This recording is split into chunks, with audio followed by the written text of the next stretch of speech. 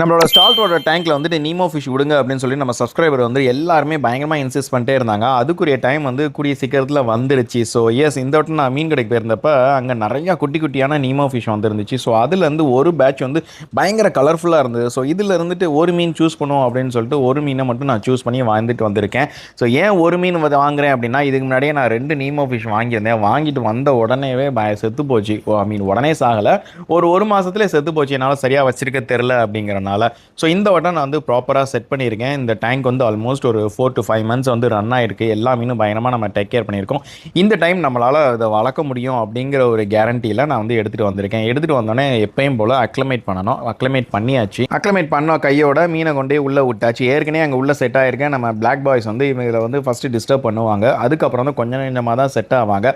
So almost ஒரு 1 week நான் வந்து ட்ரையல் பார்த்தேன். ஸோ ஆரம்பத்தில் இவங்க யாருமே கடிக்கவே இல்லை. ஸோ ஓகேவா தான் இருந்தாங்க. போக போக இந்த மீன்லாம் செட் ஆயிரும் அப்படிங்கிற நம்பிக்கையில் இருந்தேன். பட் லைக் 1 week அப்புறம் ஒரு வீடியோ எடுத்தேன். அதில் வந்துட்டு பயங்கரமாக செட் ஆகிட்டானுங்க. இப்போ தான் வந்துட்டு டேங்க்குக்கு கொஞ்சம் கொஞ்சமாக இவர் வந்து செட் ஆகிட்டு இருக்காரு.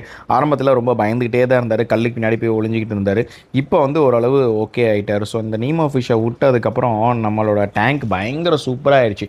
ஆக்சுவலாக இது வந்து நீமோ கிடையாது, இதுக்கு பேர் வந்து க்ளவுன் ஃபிஷ் அப்படின்னு சொல்லுவாங்க. இந்த க்ளவுன் ஃபிஷ்ஷோட இன்னொரு ஃபேக்ட் என்னன்னு பார்த்தீங்கன்னா, இது பிறக்கிறப்ப எல்லா மீனுமே வந்து மேலே தான் பிறக்கும். அதுக்கப்புறம் தான் இவங்க அதில் வந்து 1-2 பேர் வந்து ஃபீமேலாக மாறுவாங்க. இதை பற்றிய வீடியோ இன்னொரு இதில் போடுறேன். ஓகே, எப்படி என்ன ஏதுன்னு.